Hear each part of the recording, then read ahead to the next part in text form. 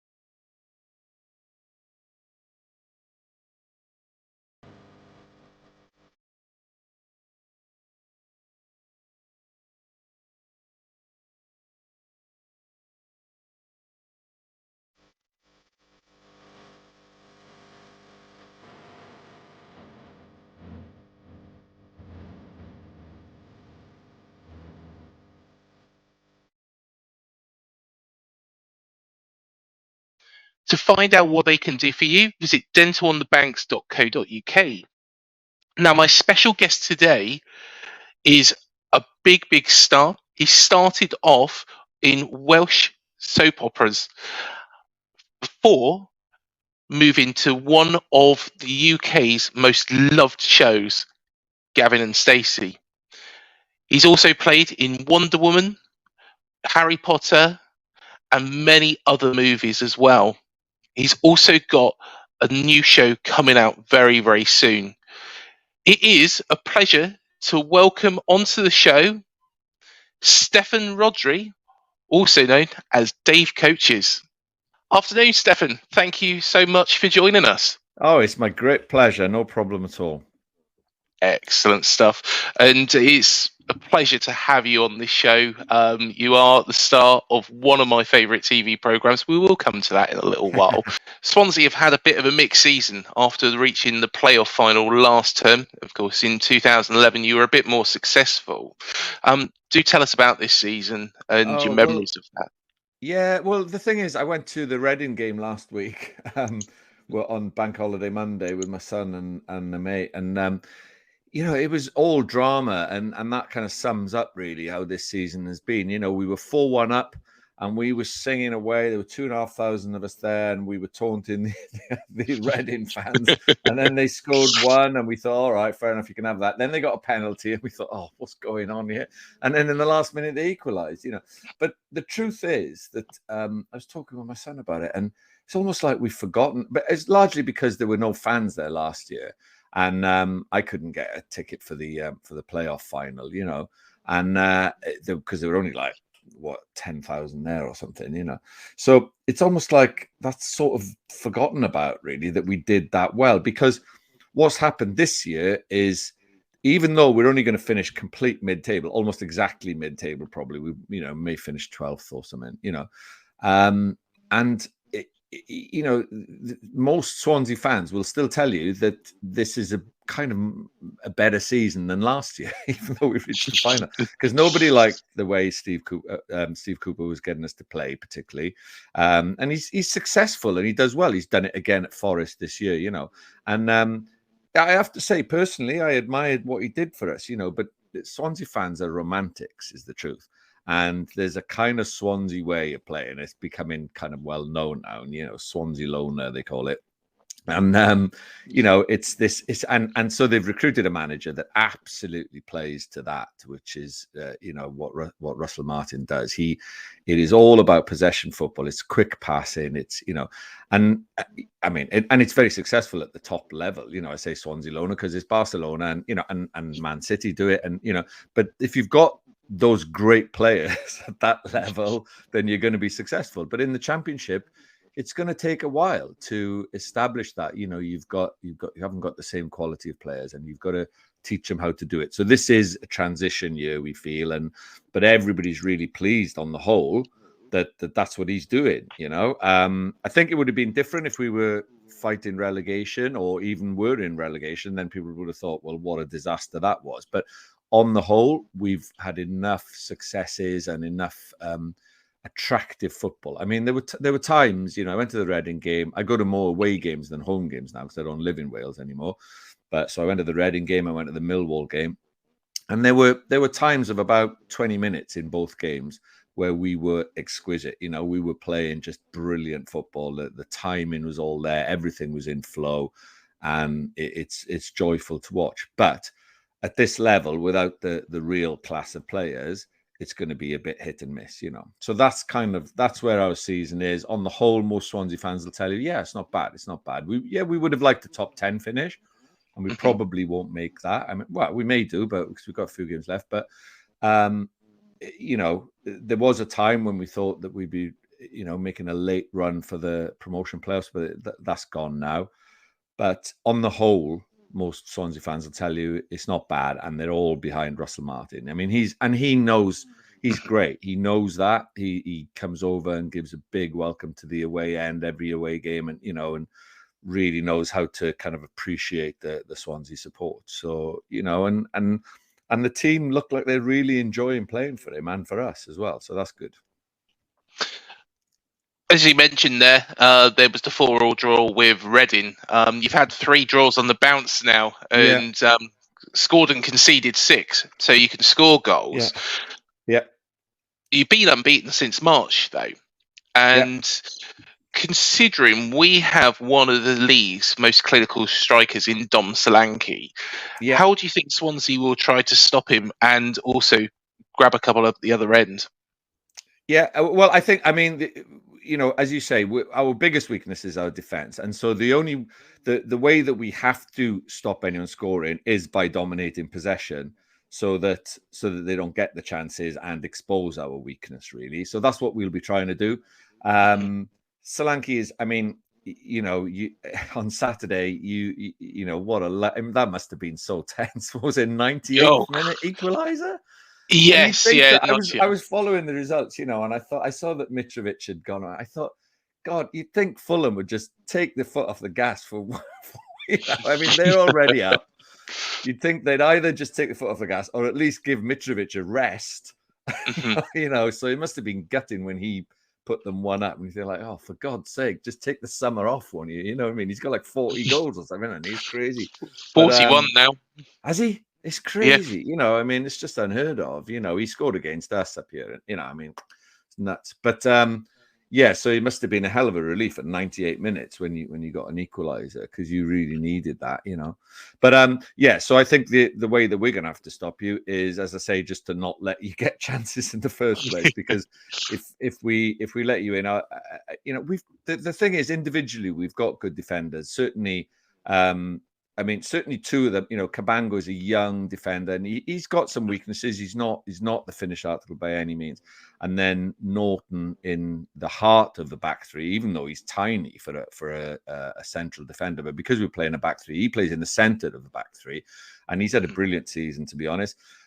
We've now been playing Latibaudier there as well, who is not particularly a defender. I mean, he is a left back stroke, left wing back, but. I think it's just that it's like I said, with the quality of players at that level, to be what their concentration on is what Russell Martin wants them to do in terms of keeping possession and attack, So they never let the ball die. They never put the foot on the ball and boot it into row Z. And sometimes you need to do that, but Russell Martin's got it drilled into them now not to do that. And he's sort of sacrificing that, if you like, that typical championship football, the kind of Steve Cooper football, if you like, of just clear it away, clear your lines, and that's how mid-table championship teams tend to play. But Russell Martin is drilling that out of them, and of course it comes at a price, because sometimes then they slip up. The time is not there. It's the end of the season. Their minds are tired. So we have to just be careful that we don't give you any chances.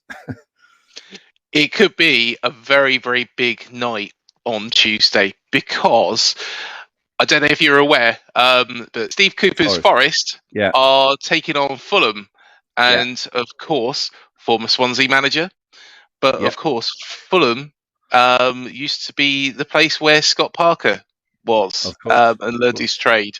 of course. Would you, with that in mind, would you rather see Steve Cooper reach his aims of getting into the Premier League, or would you rather us go up instead? To be honest, if I had to put money on it, not put money on it, but if you asked me what I wanted, now that we are nowhere near, I would want Fulham, Bournemouth, and Forest to go up. You know, they're Yeah. three good clubs, and they're three clubs that deserve to be in the Premier League. Now, how that happens, I mean, I don't know. You know, yeah, okay. I'm talking to you, so I'll say I hope Bournemouth go up automatically. Yep. but there is, but you know what? As a fan as well, it is a relief. I'm sure we, you know, I don't remember it happened, so it is, but it is a relief to have that automatic place. But there's something so exciting about winning the playoff final as well. It is. I mean, it's unbelievable when we did it in whatever it was, 2011 was it, and to win it at Wembley, and you know, I mean, it's you know, the elation of that. I think as long as you know you're going to do it, then I probably would prefer that than to have kind of scraped in second place automatic. You know, you don't want that really, though. You want to just be sure of it, don't you? Yeah, definitely. We don't want any last minute, No. because at the end of the day, if we drop out of the top two now, then the players' confidence is probably gonna go a bit as well. Yeah, So it's rarely the third place team that then wins the playoff, is it? You know, it's usually the ones that have kind of had a good late run and are coming into it. You know, so there's going to be a lack of motivation, not motivation, but you know, as you say, heads dropping and confidence losing if you drop out of second place. Yeah, you've been there all season though, pretty much. You know, you've got to we do it have. now.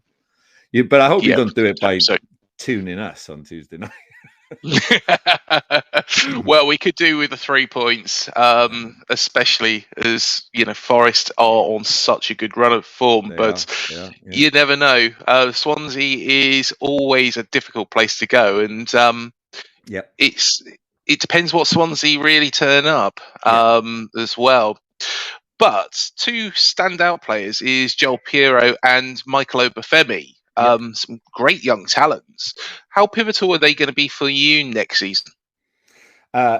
Absolutely pivotal if we can keep him. Is the thing. I think we will keep Obafemi. I worry about Pirot going. You know, this is unfortunately this is the sort of position we're in now. Jamal Lowe is with you now, isn't he? And He is, yes. yeah, and so in the same way, you know, like he came from Wigan for very little money, and he had great time with us and scored a lot of goals, and was very popular. And and we lost him because that's kind of the club we're at. That's the level financially we're at, where we can bring players on and then they get noticed, and of course they go on. I'm gutted he went to Bournemouth, to be honest. If he got a big money move to a big Premiership club, then you're going to go, okay, fair play, lad, carry on, But to go to a rival Championship club is a bit gutting. But yeah, so there are two players particularly that I worry about losing, and that's Joel Pirot and Flynn Downs, and they've been absolutely crucial to our season. Flynn Downs, just what a revelation. I mean, he's a machine, he really is in central midfield. Just such composure and spraying balls around, great timing, great weight of pass, all of that you need in a great midfielder. So I worry about him. He's being noticed. And then Pirot's come from nowhere, come from the Dutch league, and in fact he came before Russell Martin came. He came when Steve Cooper was still there, just before the end of last season, and nobody thought much of him. But he's had an amazing season. He was keeping, and Obafemi, in fact, weirdly, Obafemi came with a bit more of a fanfare. He'd done well at Southampton, but because Pirot was playing so well, Obafemi struggled to get in, and so Martin's had to find a way of playing them both, which he has done, and that's been great. But he's fantastic. I do worry about losing him. So, but if we keep him, and I think I think he'd want to stay. I think they all want to stay, but I've got a mate who keeps saying to me, "Oh, Flynn Downs has bought a house down here. He must want to stay." And I said, "Well, it's irrelevant what he wants, in a sense. That's the reality of professional football now. He might really want to stay there, put his kids in school or whatever, but the club could say, sorry, pal, Wolves have offered 10 million for you and you're going, and that's it, So, yeah, so I hope we can keep those two. And if we can, I think we'll definitely recruit one or two, and we've got a good recruitment team, and we should be able to strengthen the squad. And then we could really kick on next year. Wanted to, of course, talk about your career as well. And when you very first started out, you was in a Welsh soap drama as well. Do tell us about those early days. Yeah, no, I've done a lot of Welsh language TV. There's a great Welsh language TV industry, and I'm incredibly grateful for all the work I've done there, and I've really enjoyed it. Yeah. So the soap is Pobl y Cwm, which is the longest running BBC soap. It's not as long as Coronation Street, but it's been running longer than EastEnders. But that's just, I did that on and off for a few months, many years ago. But I've done lots of drama on S4C, is the Welsh language channel, and it's done some great stuff, and now is beginning to do stuff that is shown more internationally as well. So they do stuff that is where you record it, you film it in Welsh and in English as well, and then they show the English versions. So things like Hinterland and Hidden are now being shown in English as well. And I haven't done Hidden, but I've done Hinterland, and I've just done a series last year, actually, in Welsh as well, a kind of thriller crime series set in an art museum, and so I did a lot of work in Wales, especially in the first 10, 15 years of my career, and still, and I continue to go back there and work as often as I can there. I'm very grateful to be able to work in both languages, One of the biggest shows, though, and it's a timeless classic as well, is Gavin and Stacey. And you were in Gavin Stacey from the very start, where you played Dave's coaches. How did you get the part, and could you ever imagine how big the show become? No, absolutely not. Nowhere in a million years. And neither could my agent. I've told this story many times, but I'll tell you again that I know Ruth Jones from youth theatre. We were in the National Youth Theatre together in Cardiff, and we both were there at the same. We were 18. It was the year between school and university, and it's a kind of month-long residential course in the theatre in Cardiff, and I got to know her from that. So then, when she, it's hard to remember now, before Gavin and Stacey days, that she was a reasonably successful actor, as was James Corden. They were both done a show called Fat Friends together, and this is where they came up with the idea for Gavin and Stacey. But nobody really heard of them. It's hard to think that now, but nobody had. So Ruth it had got commissioned, and they were casting it, and Ruth phoned me and said that she explained the story and sounded great, and she said, "This is part of this coach drive." She said, "He's only in one episode in this series. I wish it was more, because I'd love you to be in it, but would you do it? It's only like 3 scenes. I mean, and but I'd love you to do it." She said, I can't offer it straight to you. You'd have to come and meet the director, but between me and you and me, I really wanted to do it, So I told my agent, and my agent said, "Oh, what is it? What's it on?" I said, "BBC Three." She said, "Well, it sounds tiny. You can't just keep doing small parts. People will just think that that's all you do is small parts. I'm not sure you should do this, And I said, "Well, look, Ruth's a mate of mine, and it sounds great to me. And I didn't have anything on at the time. I just want to be busy." I said, and she said, "Oh, well, if you insist, Oh, and then what happened is they were going to have I'd sort of agreed to do it, and they were going to have a read through. And normally for a small part of that, as I say, I was living in Wales then, and the read through was up in London, and Rob Brydon couldn't make the read through to read Uncle Bryn. So Ruth said, "Would you come up anyway? I wouldn't normally drag you up for the 3 little scenes, but would you come up and read in Uncle Bryn for the read through?" And I told my agent this, and she said, "Well, I suppose that's kind of worth doing, because the producers will be there, and they'll, and in a way, I think that probably is the best thing that happened, because I went in there and I really nailed it as Uncle Bryn. I just gave it full on, and of course James was there, and and the producers, and and so I had a much bigger audition than just my 3 little scenes in the first episode of the first series.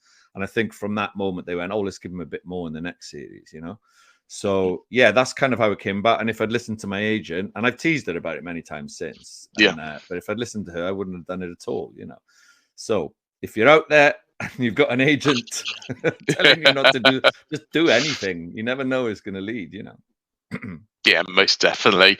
And of course, in Gavin and Stacey, Dave was a Cardiff City fan. Yeah. What was it like? What was it like portraying a Cardiff all of fan? that kind of developed, it's completely normal that he would be, from Barry. And but I had a bit of a shock when it was in the first Christmas special when he's bought baby Neil a kit, doesn't he? A Cardiff City kit. Yes. And then there's the awkward moment where Smithy's bought him a West Ham kit and things like that. But so I get teased a bit about that. And weirdly then, when I was living in Cardiff, and when I made all the series of Gavin Stacey, that I was living in Cardiff at the time, and I lived about 400 yards from the Cardiff City Stadium, so I always had to kind of be careful to kind of not get. But I got a lot of mates in Cardiff, and there's always good banter. It can get a bit nasty, and there's always a bit of an edge to it. And certainly, I think on derby days, and with fans who don't know each other, it is very edgy, and it is one of the nastiest kind of derbies, But obviously, if you've got mates in both camps, it's like anything. I don't know who are Bournemouth's biggest derby. Southampton. Southampton. Yeah. Southampton, Reading, Brighton sometimes. So No, but it is one of the Cardiff Swansea is one of the edgiest derby. It's all still is like what they call a bubble game, where you can't just rock up into the away end. You have to go down and get on a bus from Swansea all the way. Police escorted buses all the way to it's crazy, really.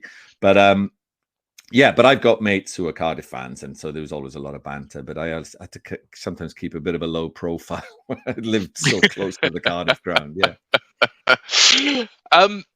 One question that I've got to ask: will we ever find out what happened on that fishing trip? And did Smithy say yes? Smithy say yes. Oh, you mean what do you mean by that? Smithy saying yes. So at the end, to Nessie's proposal. Oh yeah. Well, I wasn't in that one. You mean in the Christmas special? Yeah, I wasn't in that Christmas special. But in terms of the fishing trip, what's interesting is that they recorded some footage of the fishing trip, which has never been shown. So it was going to be in I don't know if it was Christmas special or if it was. I think it was perhaps in the third series. There was one bit when they were gonna have I think it was, I can't remember who it was, found the VHS and put it on to see what was on it, and it was footage of Jason and Dave and Bryn on the fishing trip. So you might have found out if they'd actually, but then they decided never to show that. So I'm sworn to secrecy, and I'm never gonna tell what actually happened on the fishing trip, even if I knew. Will we ever find out? I don't know. I have no say in these things whatsoever. You won't find out from me because I don't know. It's going to be one of those things that's going to be speculation forever. That's why it makes it fun, isn't it? Exactly. Yeah. Of course, you've also been in many big films as well. Harry Potter, Wonder Woman, and most recently, Don't Breathe 2. Yeah. What was your favourite role from your time being on the big screen? Oh, I think you didn't mention there a recent film, which was one of my recent favorites. Anyway, off the top of my head, is a film called Dream Horse, which came out last year. Sadly, so many things were affected by the pandemic. In this case, we filmed it, and it was all done and dusted and in the can before the pandemic, and then it was due to be released in April 2020. So a month into the pandemic, and of course they couldn't release it then. So then they delayed it, and they eventually released it last spring.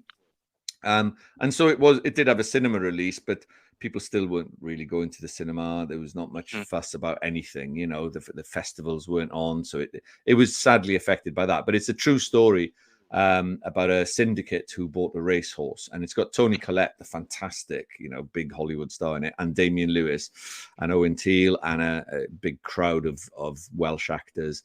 and I loved it. Absolutely loved doing that. It was a great fun job to do. We went to race courses and and filming loads of stuff with horse racing and stuff. And no, it was great. And to work with Tony Collette was just amazing.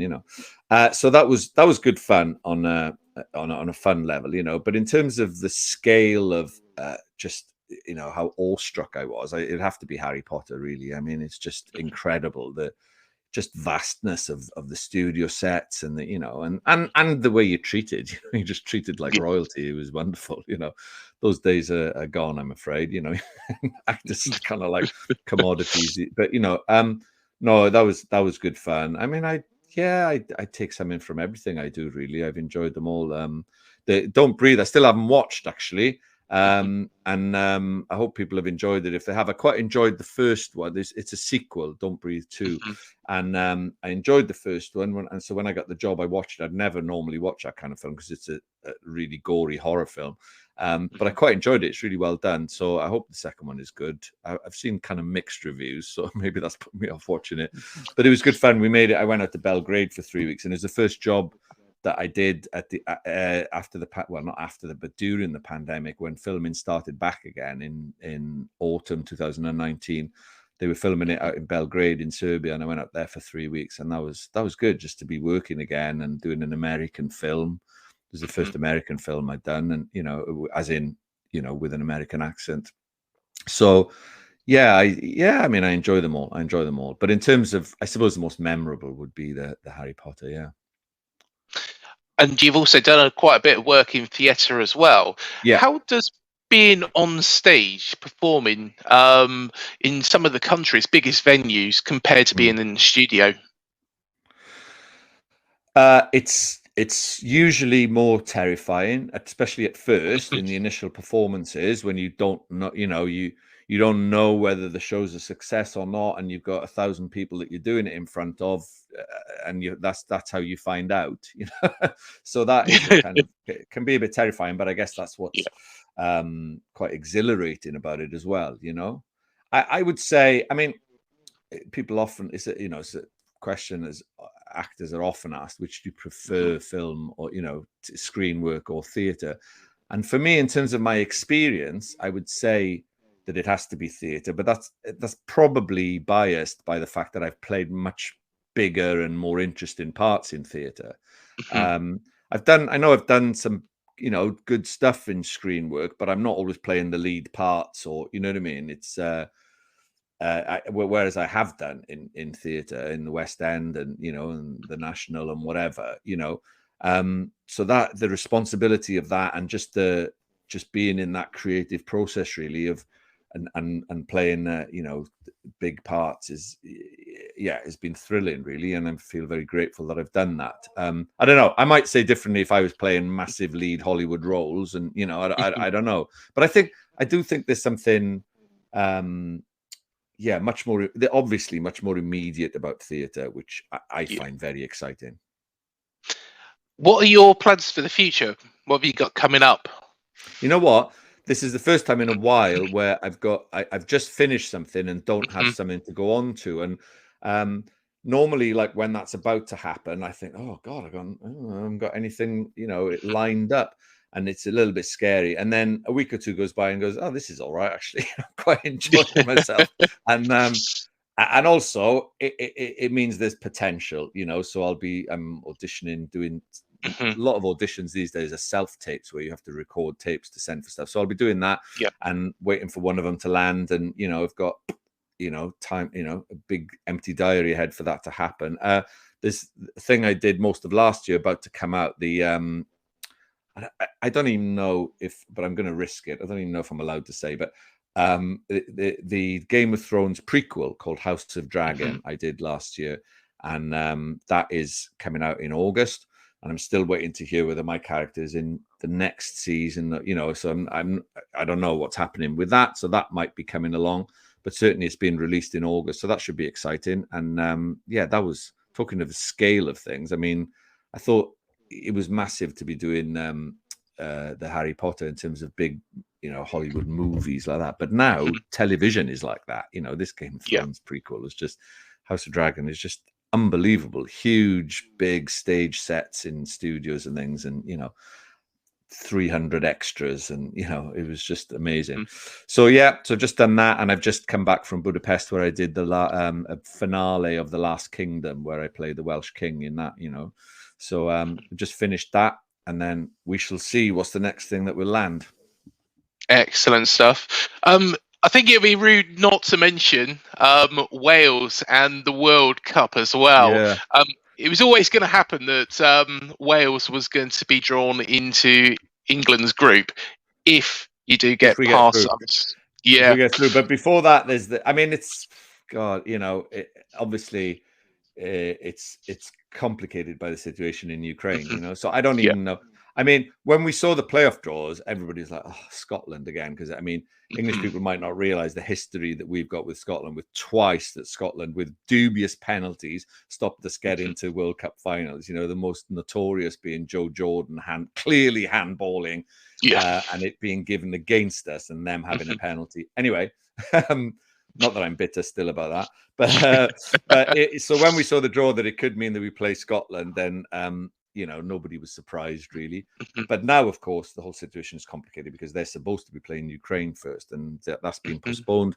Whether that game will happen or not, I don't know. I don't know how it's more likely to happen in June than it was in March, or April. But I don't know what's going to happen there, to be honest. It'll be strange. It'll be strange if they're knocked out by Scotland. It'll be strange if they get through against Scotland, if they play it, and then we have to play them, because obviously the whole world's sympathy will be with Ukraine, including mine, really. But obviously we want to get through, for the first time since 1958. And if we do get through, I don't think we particularly fear playing England any more than anyone else, to be honest. I know you beat us in the last Euro, in 2016 Euros, in the group round, but we got much further than you in the whole tournament anyway. So, because you got knocked out by Iceland. So, what are we going to worry about? Well, you never know. We did reach the final last year, I guess. Yeah, but as one of our favourite chances, and I won't swear, but one of our favourite chances against every team we play, because they're all English, of course, is "You effed it up, you effed it up, you effed it, England effed it up." So hopefully not this year, but one of the final questions: how do you reckon it's going to go on Tuesday night? Do you think you can beat us? I think we can beat you. I'm going to hedge my bets and say it's going to be 2-2. 2-2. Another draw. Another score draw. Yeah. Score draw. Yeah. And I think that Bournemouth are a good team, and maybe I don't want to sound disloyal. Maybe Bournemouth have got enough motivation to do us over, but I'm hoping for 2-2. And finally, one thing that it's kind of a question, but from a good friend of the channel, Amy. She's a Swansea fan. Oh, good. Is Wales black and white? Oh, 100%. I mean, you don't even need to ask that anymore. It's black and white, and in fact, Wrexham are doing so well, it's going to be black and white and red and white, but it's certainly not blue, I tell you that. Yeah. Well, it's been an absolute pleasure to have you on the show today, Steffan, and thank you so much for joining me, and all the very best with what you do. Good luck for a good game. Yep, thank you so much. And thank you, everybody, for joining me on this special opposition preview show. Please do remember to hit the like, the subscribe, and the bell button below to be alerted to any new videos we do here. Also, please do check out our player interviews. We've had Steve Cook, Steve Fletcher, Efan Akuku, Leif Blissett. We've also had Harry, and we've had many others as well. So until the next video, up the cherries, and I'll see you then.